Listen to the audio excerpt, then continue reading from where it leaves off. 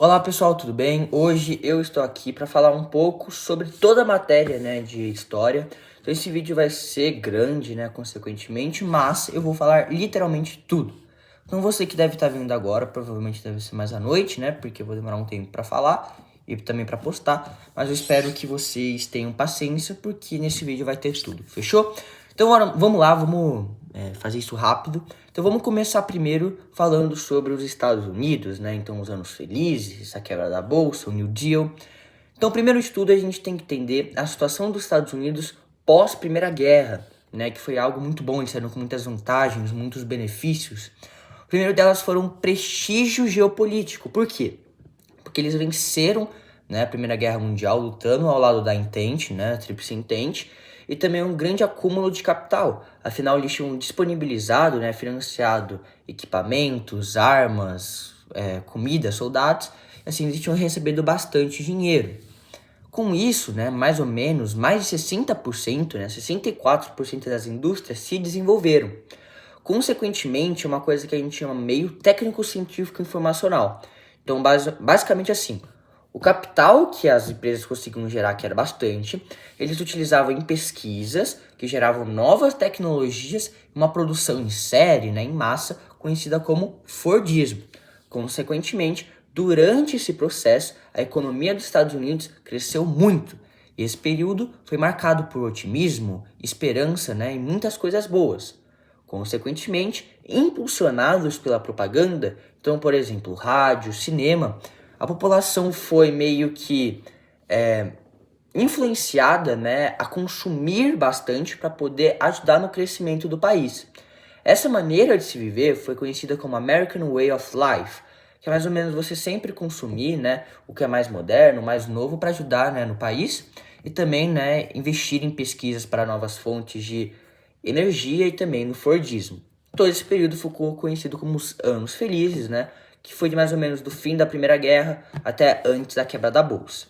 Além disso, a gente tinha a Bolsa de Nova York, que recebia altos investimentos de várias partes do país e também no estrangeiro. No entanto, ela iria receber um crash, uma quebra, por causa de dois motivos especiais. O primeiro delas era a falta de regulação do Estado, ou seja, muitas pessoas, acionistas, empresários, tinham lucros muito altos. E além disso, acompanhados pela especulação, ou seja, como eu posso dizer, as ações aumentaram de forma artificial, ou seja, as ações das empresas estavam mais altas do que realmente a empresa proporcionava. Ou seja, isso mostrou pra gente que não tinha uma boa organização e podia ter um crash. Ou se não deu outro, no dia 24 de outubro de 1929, teve o crash da Bolsa de Nova York, com as ações caindo, certo? Então, com o crash da Bolsa, a gente teve a crise de 1929, que ela foi marcada especialmente pela concentração de riqueza nas mãos de poucos. O crash da Bolsa, causado especialmente por causa daqueles motivos que eu falei, crise no campo e também nas indústrias por causa da superprodução, ou seja, o consumo não acompanhava a produção, então se produzia muito mais do que se consumia, gerando bastante estoques, e também a competição entre a Europa e os Estados Unidos, porque a partir de 1924, a Europa conseguiu se reconstruir, os Estados Unidos teve que dividir o mercado internacional com eles. Com isso, a gente teve a Grande Depressão. Então, a Grande Depressão foi marcada por diversos fatores, então crises no campo, crises na indústria, desemprego, fome, muitos problemas relacionados a isso. Também não podemos deixar de lado toda a repercussão que ele teve em todo o mundo. Então, por exemplo, vamos falar um pouco na Europa especialmente. Os países que estavam se reconstruindo ainda depois da Primeira Guerra Mundial, a Alemanha, por exemplo, que tinha se fragilizado muito por ter perdido e por estar enfrentando o Tratado de Versalhes, eles tinham bastante comércio, indústrias, empresas norte-americanas. No entanto, quando aconteceu a quebra da Bolsa, a crise, a Grande Depressão, o que os Estados Unidos fez? Cortou os gastos no estrangeiro, tirou o capital e as empresas que estavam no estrangeiro e também tirou os empréstimos. Então, muitos países faziam empréstimos com os Estados Unidos para poder se reconstruir, mas agora não tinham mais, certo? Então, mais ou menos assim, as empresas faliram, geraram desemprego, um menor poder de compra e, consequentemente, uma menor procura. Assim, com esse menor poder de compra e procura, as empresas começaram a falir mais e mais e mais. Então assim transformou um caos, então gerou fome, desemprego em todo o mundo, certo? A gente vai ver que esse quebra da bolsa foi muito importante para a Segunda Guerra Mundial, também para o nazismo, fascismo, enfim. Então o que aconteceu foi o seguinte, o presidente da época, né, o Roosevelt, em 1933, viu que eles precisavam fazer alguma coisa para poder, né, contornar esse problema. Então eles decidiram acompanhar, né, aceitar uma ideia econômica, né, do capitalista inglês Keynes, né, John Keynes, que era mais ou menos o New Deal, certo? Ainda capitalista, muito importante a gente lembrar isso. Ele foi uma nova forma de intervenção, mas se manteve capitalista. Basicamente, o que ele era a favor? Do Estado regular, né, e participar na escolha dos preços, na produção, também, né, na destruição de estoques para diminuir essa superprodução, investimentos em obras públicas e diminuir a jornada de trabalho. Com isso, teve algumas coisas boas e ruins, certo? Quais foram as vantagens, né, especialmente no próprio país? Uma diminuição do desemprego, né, uma reconstrução, uma maior valorização da agricultura e das indústrias, mas, né, quer dizer, além disso, né, a renda voltou a crescer, mas teve alguns problemas que foram essenciais para o fascismo e para o nazismo se desenvolverem. Muitas pessoas começaram a entender, e muitos países também aderiram, que a democracia liberal não era capaz de poder lidar, né, com esses problemas e essas crises. Então muitos líderes autoritários e partidos começaram a crescer, dizendo que para eles poderem finalmente, né, lidar com isso, eles tinham que ter uma nação forte, unida, centralizada, com um líder comandando tudo, né, um estado totalmente autoritário, tá bom? Então é isso que a gente tem sobre os Estados Unidos. Então bora falar do fascismo e do nazismo. Então vamos lá, gente. Eu sei que eu já fiz 2 vídeos sobre isso, mas eu vou explicar aqui porque vai ser muito importante, né? E você já vem direto em vez de outros vídeos lá que não vale muito a pena, tá? Seguinte, pessoal, eu vou falar assim meio que junto os dois para vocês entenderem. Diferente dos Estados Unidos, a Itália e a Alemanha, elas saíram da Primeira Guerra Mundial com problemas, desvantagens e várias crises. Então, por exemplo, perdas materiais, humanitárias, dívidas, desemprego e hiperinflação foram coisas muito marcantes, além de um nacionalismo e revanchismo muito alto, que deixou os dois países em emergência. No caso, a Itália, por causa que não foi cumprido o Acordo de Londres, né? Foi algo feito na Primeira Guerra Mundial para que a Itália mudasse de lado, mas que a Inglaterra não cumpriu esse acordo. Então eles já estavam meio assim irritados com a Inglaterra. Enquanto isso, a Alemanha estava irritada com o Tratado de Versalhes, né? De acordo com eles eram vítima e tal, toda essa parte. Então é isso que mostrava que os dois países estavam em emergência. Então o que aconteceu foi o seguinte: começaram a crescer movimentos, grupos e partidos com soluções assim revolucionárias, mágicas para tentar resolver esses problemas. Então, por exemplo, na Itália houve um movimento nacionalista, antiliberal e socialista que era a favor de um grupo forte com um líder apoiando a violência, né, em razão do prol do grupo, né, buscando um espaço. Tudo isso para voltar às glórias do Império Romano, e essa é a base do totalitarismo, certo? A ditadura. Então você utilizar a violência, você ser anti, né, contra o socialismo, ser antiliberal, enfim, todas essas coisas desse evento, né, desse movimento, foram conhecidos como Face Italiana de Combatimento, tá? Isso em 1919. Esse evento, esse movimento, ele foi apoiado por capitalistas, por uma elite, né, política, também pessoas do exército. Por quê? Porque os capitalistas não queriam socialismo, porque não era bom economicamente para eles. Os militares queriam, porque eles iriam voltar agora do Império Romano, tal, voltar às glórias. As pessoas, né, políticas iam ter alguns privilégios. Portanto, em 1921 foi formado, né, o Partido Nacional Fascista, com seu líder principal sendo o Mussolini, certo? Então aqui a gente tem o início, os principais princípios que a gente tinha, né, do fascismo. Agora vamos falar um pouco do nazismo. O nazismo é basicamente a mesma coisa, também buscando uma forma de contornar essa crise da Primeira Guerra Mundial. Foi criado o Partido Nazista, né, comandado pelo Hitler. O Hitler ele trazia bastante dessas ideias, né, que tinha no fascismo, então cancelar a imprensa, antissocialismo, antiliberal, a favor da violência, do grupo forte, um líder masculino e tal, todas essas coisas. Só que ele também era um cara que sabia falar muito bem. Então ele dizia, diferente de muitos outros políticos, a gente vai fazer tal coisa, a gente vai melhorar. Não, ele fazia, o problema é esse, a gente vai fazer isso, isso, isso. Então ele falava, a gente é vítima da guerra. O Tratado de Versalhes humilhou a gente, né, as democracias liberais. O nacionalismo muito grande, né, uma ideia, assim, antiliberal, antissocialista, uma ditadura muito forte, foi algo muito presente no discurso dele. Né? Tanto que ele criou uma forma de extermínio, né, em 1920, conhecida como SA, Seção de Assalto do Partido Nazista, um grupo de paramilitares, né, comandados pelo Hitler, que tinha como objetivo assim, punir com violência ou até mesmo matar aqueles que eram contra o nazismo. E o poder meio que chegou assim na cabeça do Hitler e falou, quer saber, eu vou tentar tomar o poder em Munique.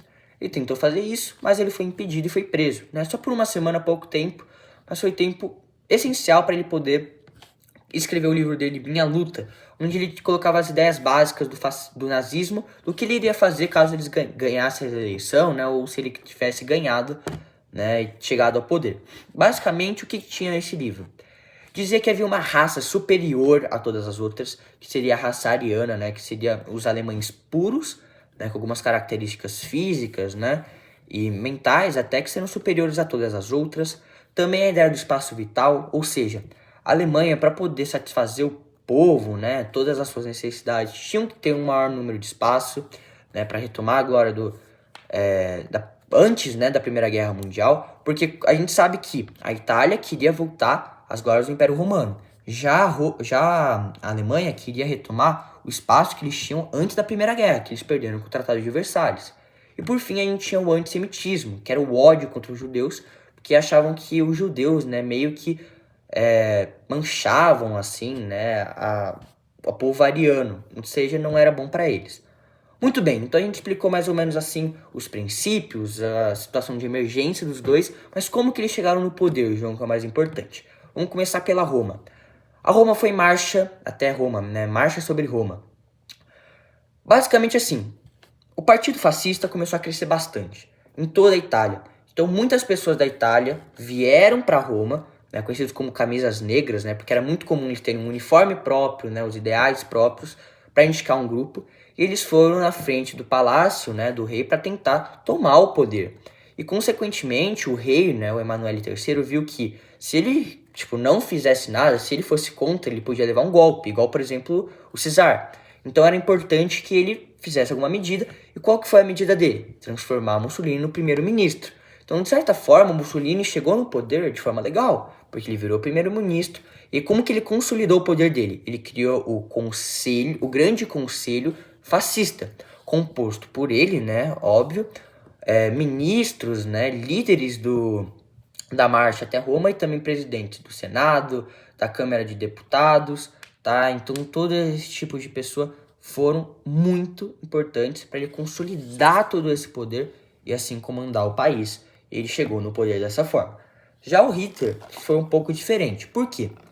Depois que ele saiu da prisão, né, em 1920, muitos países começaram a crescer de novo, né? Então, a Itália, a Alemanha, a Inglaterra começaram a se reconstruir depois da Primeira Guerra.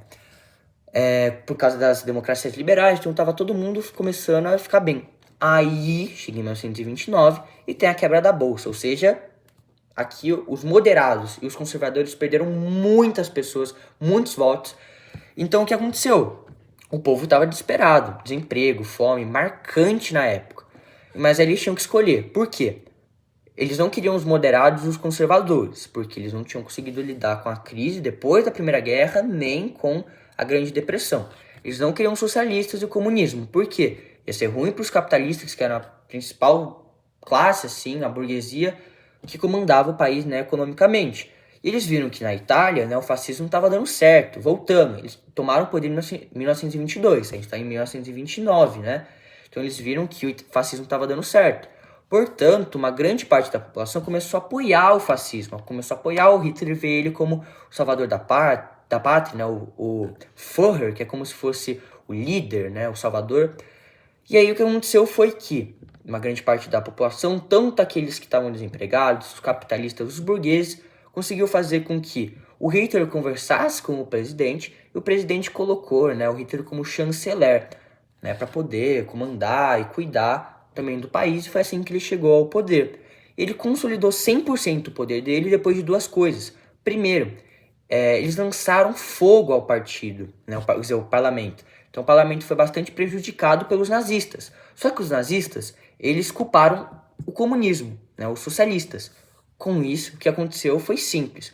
O parlamento era muito a favor ao nazismo, e naquele mesmo ano, por coincidência, na verdade em 1934, né, porque Hitler se tornou ministro em 1933, em 1934 o presidente morreu. Então o parlamento, que era muito a favor do nazismo, falou, vamos mandar o poder inteiro pro Hitler. E assim, Hitler consolidou o poder dele. Fechou. Então a gente chegou aqui como eles consolidaram o poder dele, como chegaram ao poder, mas como que foi o governo, né, de cada um. Então ambos implantaram uma ditadura. E ditadura tem tudo aquilo. Então, eu vou, assim, não vou deixar você dar as suas opiniões, eu sou totalmente antiliberal, anti-seus pensamentos, eu vou cancelar, né, vou silenciar a imprensa, só vou deixar que as pessoas falem o que eu quero que falem, tá? Então isso foi muito comum. Em 1925 e 1926, na Itália, houve uma grande perseguição política. Por quê? Os outros partidos e as pessoas que eram a favor de outro partido, outra política, começaram a ser perseguidos, especialmente por causa de outra forma de extermínio, né, em 1927, que foi a OVRA, comandado por Arturo Boschini. Ele ia atrás dessas pessoas, né, para poder manter, né, os padrões e as ideias do fascismo na Itália, para não ter alguma contradição, alguma revolta da população. Consequentemente, Mussolini ele foi um cara que era muito bem relacionado. Então ele veio no Brasil, falou com Getúlio Vargas, ele apoiou o general Franco na guerra lá da Espanha, teve uma aliança com Berlim, certo? Além disso, ele abusou de uma coisa muito importante, especialmente na Itália, que foram as propagandas, certo? Então, o que aconteceu? As propagandas, muitas vezes, eram mentiras, eram falsidades, né, feitas por rádios, cartazes, cinemas, mas que eram importantes para eles manterem a ordem, manterem o controle da população, mesmo falando mentiras, porque eles controlavam ela, né, passavam a falsidade, mas para manter o controle, correto? Então muitas coisas, como por exemplo orações para Roma e para o Mussolini, diziam que, por exemplo, que o Mussolini ele era pai do povo, amigo das crianças, e até doutrinação, né? Tinha um lema que era crer, obedecer e combater, era o lema do fascismo, né? Então essa doutrinação também era muito forte. E pra gente terminar o fascismo, a gente teve o Tratado de Latrão. Porque o que o Mussolini pensou? Seguinte, a gente tem um grupo muito forte que tá do nosso lado, que é quem? O nazismo. Mas eu acho que se a gente ficar ainda do lado da igreja, vai ser ainda melhor. Então eles fizeram o Tratado de Latrão, que era basicamente assim, eles falaram pra igreja assim, vocês têm uma história muito importante, a gente tem uma rixa porque vocês perderam bastante território no centro da Itália, mas a gente vai dizer que vocês são um país independente, um país próprio, e em troca vocês ficam do nosso lado, falam, o fascismo é uma coisa boa, isso vai ajudar o mundo, em troca a gente dá esse país que vocês merecem. Então assim, o Mussolini foi lá, assinou o tratado, certo? E assim, o Vaticano foi criado, certo? Então é isso que a gente tem da Itália. Bom, além desse Tratado de Latrão, né, que aconteceu em 1929 que eu falei, a gente agora vai falar um pouco da Alemanha, né, que também é muito importante. O Hitler tomou uma série de providências, igual, por exemplo, Mussolini, né, ele implantou uma ditadura, ou seja, ele silenciou a imprensa, não deixou que muitas ideias, né, além do possível, fossem liberadas, era contra os outros pensamentos, enfim. No entanto, o Hitler ele teve um pouco mais assim, de feito do que o Mussolini. Quando a gente olha um pouco militarmente, ele criou outra seção de extermínio conhecida como Gestapo, a polícia secreta do Estado. Basicamente servia para poder controlar, né, o Estado juntamente ao SA. Então, eles tinham essas duas formas de extermínio.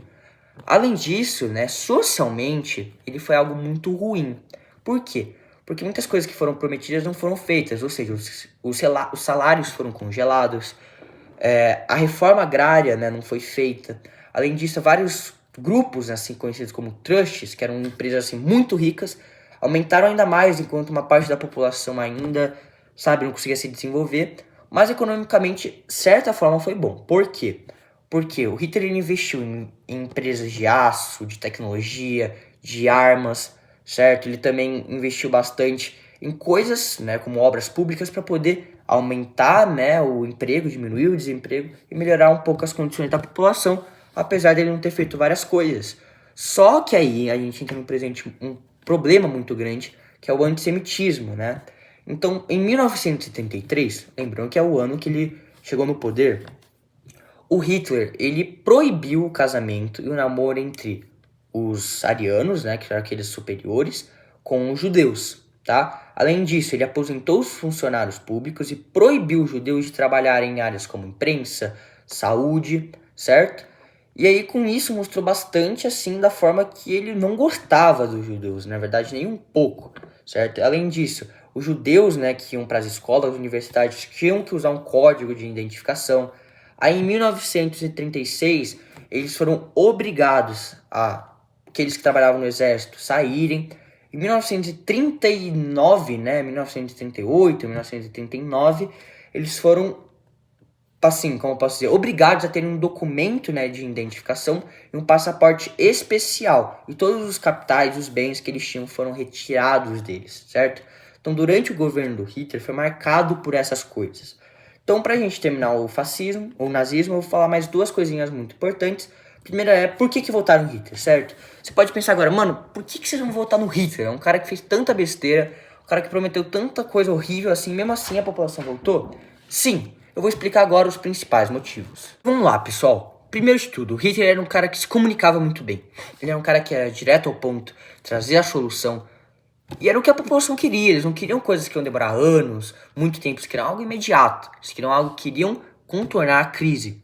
Além disso, eles viam o Hitler como um palhaço, como alguém que foi escolhido para poder ajudá-los, mas muitas coisas que ele tinha prometido, o antissemitismo, a proibição, né, de casamentos, ele não ia fazer de verdade, sabe? Era só mentirinha, assim, mas na verdade ele fez, né? Além disso, ele teve muito apoio do capitalismo, de muitas empresas que eram capitalistas e eram contra o socialismo. Eles tiveram esse ainda mais apoio desse grupo. Além disso, pessoal, ele era um cara muito conservador, era um cara que apoiava as tradições antigas. Ou seja, comunidade LGBT, quadros assim mais novos, né, atuais, ele era totalmente contra. Ele queria manter as glórias, queria manter a tradição, e era isso, certo? Apesar da utilização da violência, muitas pessoas também tinham medo do Hitler, certo? Então todos esses fatores fizeram com que ele chegasse ao poder. Resumidamente, eles fizeram vista grossa. Eles viram que, quando chegou a Segunda Guerra Mundial, ele realmente fez tudo o que ele prometeu, e aí não tinha mais o que fazer, né? Chegou num ponto que, entende? Era tarde demais, certo? E por fim, a gente vai falar das Olimpíadas. Então, as Olimpíadas foram em 1936, né, em Berlim. E basicamente foi o seguinte: qual que foi a importância, o motivo? O motivo foi mostrar para o mundo o sucesso do nazismo, o sucesso do Hitler em contornar a Grande Depressão, a guerra, Primeira Guerra Mundial, as crises, e ter um prestígio, um conhecimento internacional muito grande. Mostrar o sucesso, basicamente, que o nazismo teve para poder se recuperar da crise, certo? De certa forma, correto, né? Os meios errados, mas correto, certo? Além disso, né, de certa forma, o Hitler foi muito preconceituoso nessa Olimpíada. Por quê? Os principais competidores que eles tinham eram judeus. Só que ele não queria que os judeus participassem, porque, de acordo com ele, eles não eram, né, alemães puros. Só que as Olimpíadas falaram, ó, se vocês não deixarem os judeus participarem, não vai ser em Berlim. Então aí o Hitler foi lá e teve que ceder. Mas só que com certeza quem mais se destacou foi um negro, né, nos Estados Unidos, conhecido como Jesse Owens. Foi um cara que ganhou muitas provas e mostrou para o Hitler que o preconceito, o racismo não tinha justificativa. Então, vamos agora para a Segunda Guerra Mundial. Pessoal, bora partir de forma rápida, né, para os motivos, né, os antecedentes da guerra. Primeiro de tudo, principais causas, né, que a gente teve na guerra. Primeiro, Tratado de Versalhes, que proporcionou um maior revanchismo, né, pro lado da Alemanha, que se sentiu humilhada, né, e vítima desse tratado. Então, esses foram um dos fatores que proporcionaram uma guerra. Além disso, a gente teve a Grande Depressão. Então, com a Grande Depressão, a democracia liberal e a economia da Europa ficou fragilizada. E, além disso, o aumento, né, dos regimes autoritários, então fascismo e nazismo, cresceram bastante. Consequentemente, a gente teve uma busca econômica, né, de espaço e também de militarismo, né, a corrida armamentarista maior, especialmente o imperialismo que eu vou falar agora. Pessoal, resumindo os antecedentes da guerra. A Alemanha, ela estava tendo um grande militarismo, né, nazista, a corrida armamentarista, juntamente com as ideias do Tratado de Versalhes, o revanchismo, eles anexaram a Áustria. Eu sei que vai ser estranho do que eu vou falar agora, mas essa anexação foi feita através de uma votação. Sim, o Hitler foi lá na Áustria, em vez de invadir, né, tomar, ele foi lá e perguntou de forma democrática até, ó, vocês querem fazer parte da Alemanha? Mais de 90% da população falou sim. Então eles anexaram e eles viraram um país só. Já a Itália também tinha esse revanchismo muito forte por causa dos acordos, né, coisas previstas, né, que eles deveriam receber durante a Primeira Guerra Mundial por terem vencido, né, de certa forma, a tríplice, né, perdedora, por causa do Acordo de Londres, que eu já tinha falado, mas eles não receberam, então o revanchismo aumentou bastante. Com isso, eles também conseguiram colônias, né? Investiram no imperialismo, só que em vez da Alemanha, que foi na Áustria, né, do lado, eles foram na Etiópia, né, e conseguiram meio que comandar, né, realizar o imperialismo lá em 1935. Além disso, outro país muito importante foi o Japão.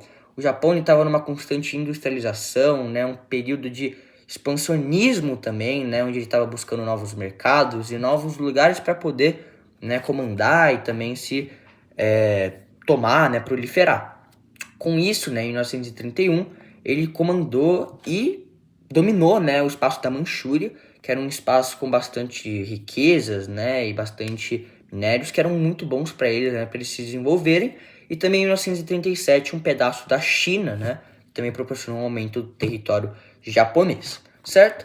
Então aí a gente meio que já formou, né, as alianças. Então, de certa forma, se juntou, né, esses três países, chamados Eixo. Roberto. Por que Roberto? Roma, capital, né, da Itália. Berlim, capital da Alemanha. E Tóquio, capital do Japão. Roberto, certo? Então a gente teve esse eixo. Depois a gente ter outra aliança conhecida como aliados, mas a gente não vai falar deles agora ainda.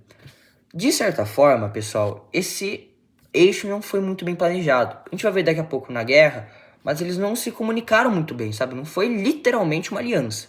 Mas enfim, vamos deixar isso para depois. O que aconteceu foi o seguinte: a Inglaterra, a França, esses países democráticos, né? Eles viram que esse grande imperialismo, esse expansionismo poderia causar uma guerra. Então eles estavam com temor dela para que isso não acontecesse. Então o que aconteceu foi o seguinte: eles decidiram fazer uma conferência, né, em Munique, em 1938, o ano onde se formou o Roberto, né, o eixo, para eles poderem conversar, né, talvez propor uma paz, né, fazer algo para tentar evitar uma guerra. Então a gente tinha a Alemanha, a gente tinha a Itália, a gente tinha a França, a Inglaterra, né, então composta pelo Chamberlain, né, o De Laer, que era mais ou menos a pessoa, né, que estava representando a França e a Inglaterra, e o Chamberlain, que era o mais importante, era o primeiro-ministro, certo? Então ele trouxe uma coisa chamada política do apaziguamento. A política do apaziguamento tinha dois princípios muito importantes. Primeiro, como eles sabiam que a Itália, né, o nazismo queriam um espaço vital, eles falaram o seguinte: ó, a gente deixa vocês pegarem um pouco mais de território, né, o sudito da Tchecoslováquia, mas só. Isso é o combinado, nada mais, nada menos, pra gente ficar em paz. Eles falaram ok, e eles também, qual que era o maior objetivo da França e da Inglaterra? Eles tinham medo dos nazistas, dos italianos, sim, mas eles tinham ainda mais medo da União Soviética, que estava crescendo muito. Então eles queriam usar o nazifascismo para poder ser uma barreira contra o avanço da União Soviética. Porque, ó, a União Soviética está aqui a gente tem o nazifascismo, aqui a gente tem a França e a Inglaterra. Então eles não vão conseguir chegar para cá porque a gente tem um aliado aqui. Então esse era o maior objetivo do apaziguamento, certo? Só que vai acontecer uma coisa depois que vai ser, assim, totalmente improvável, mas acontece. Bom, o que juntava esses dois países? O capitalismo, certo? Os quatro países, na verdade, eram capitalistas. O Japão também participou, mas bem pouco, da Conferência de Munique, fechou? Então vamos lá. Como que, apesar dessa paz, aconteceu a guerra? Qual que foi o estopim dela? Seguinte, foi a invasão à Polônia. Então, mais ou menos assim, tava tudo certo, só que aí foi feito um tratado de não agressão, né? A política de não agressão entre a União Soviética e a Itália e a Alemanha. Consequentemente, a Inglaterra e a Alemanha e a França se sentiram muito pressionadas, assim, com medo, porque era algo extremamente improvável, porque uma era capitalista e outra era socialista, eles fizeram um pacto de não agressão. Então aí eles decidiram o seguinte, ó, União Soviética, eu sou a Alemanha, tá? União Soviética, vamos invadir a Polônia? Fica com metade, você fica com outra metade, a gente consegue ainda mais espaço. Descumprindo, né, o que estava na política de apaziguamento.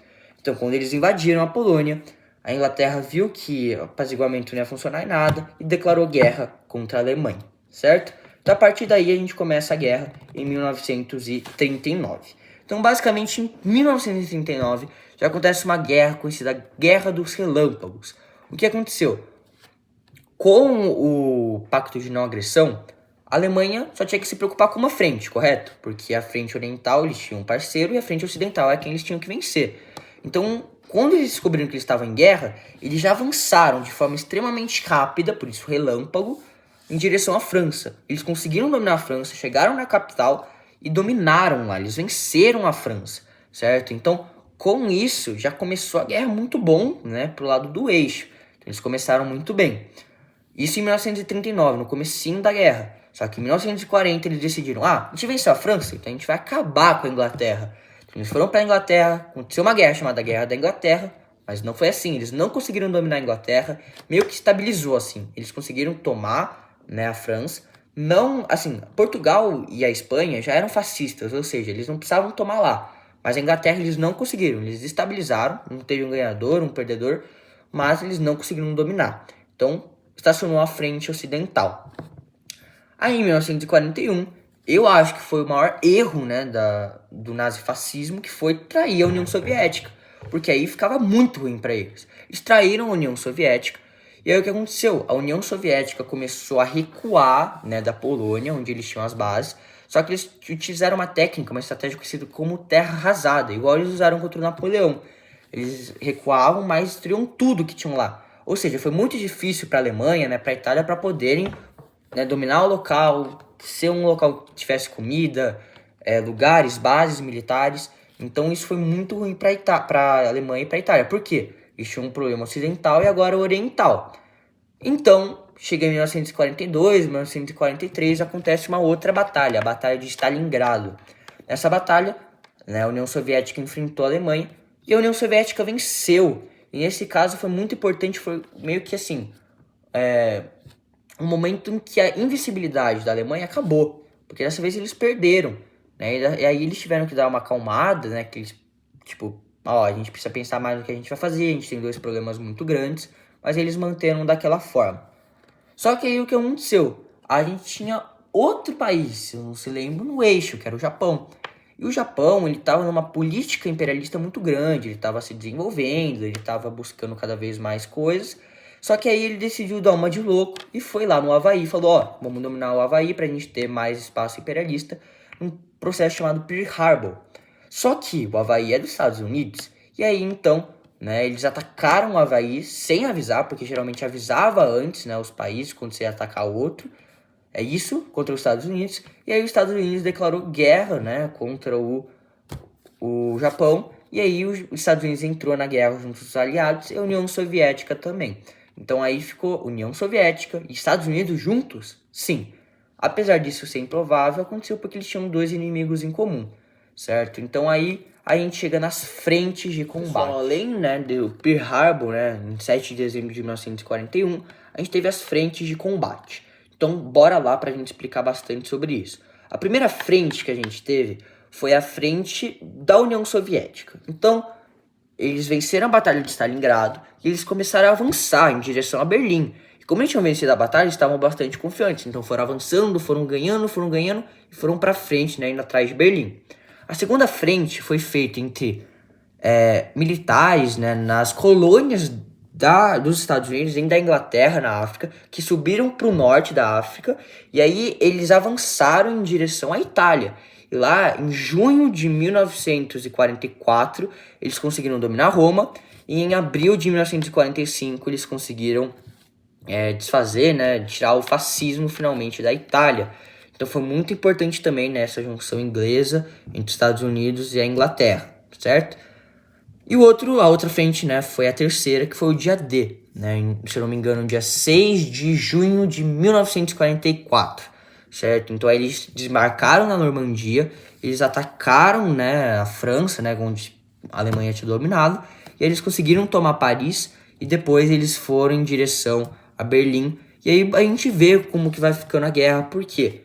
A Alemanha tinha se expandido muito, então a Áustria, Tchecoslováquia, Polônia, França, e agora ele tinha sido totalmente dominado. Então eles viram que não ia ter muito o que fazer, porque eles estavam sendo destruídos pelos três lados. Então eles decidiram declarar paz, né, e redenção em 8 de maio de 1945. Então assim a gente teve o fim, né, da Segunda Guerra Mundial, morte do Mussolini também, né, do Hitler. Só que ainda não acabou a guerra, né? Teve várias outras coisas muito importantes. Uma das coisas foram as bombas no Japão. O Japão ele só foi se render em 2 de setembro de 1945, alguns meses depois da Alemanha. Porque o Japão, diferente, né, da Alemanha e da Itália, ele que estava insistindo, estava resistindo aos ataques dos Estados Unidos, não queria se render de jeito nenhum. Usavam os kamikazes, né, que eram aviadores, com bombas que se lançavam nos navios, né, para poder tentar derrubá-los e assim vencer a própria Estados Unidos, mas não estava conseguindo.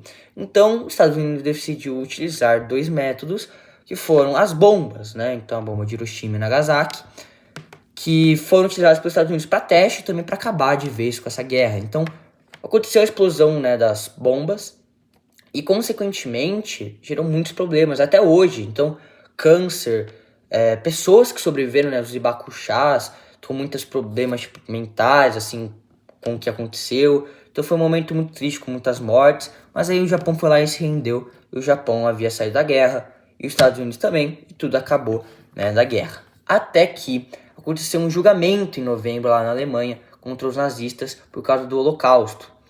Inicialmente, né, quando saiu a ideia do Holocausto, todo mundo pensava que era mentira, que era algo assim que que os aliados estavam inventando, só para ainda deixar as pessoas ainda mais, o eixo estava tudo errado, sabe, essas coisas assim. Mas não era. Muitos não sabiam da realidade do Holocausto. Muitos pensavam que eram coisas boas, pensavam que nada de ruim acontecia, a vida era feliz lá, mas na verdade não, era uma mentira, né? Na verdade, né, o que acontecia lá era, desde 1952, matavam o máximo de judeus que possível, cerca de 6 milhões de judeus foram mortos em campos de concentração, LGBT, idosos, independente. Se você era judeu, era contra o Hitler, contra o nazismo, você ia ser prejudicado. Não ia acontecer, não ia mudar nada. Se você era contra a bandeira, se era contra o partido, você era contra a nação. Então isso gerou muitas mortes e foi até chamada de solução final. Entendeu? Olha o estado, olha a posição que chegamos naquela época, entende? Muitas mortes, muita tristeza e muita sofrimento. Então, é isso que a gente tem da matéria. Espero que vocês tenham gostado. Vejam, entendam, aprendam. Boa prova amanhã. Fechou? Valeu, pessoal. Até!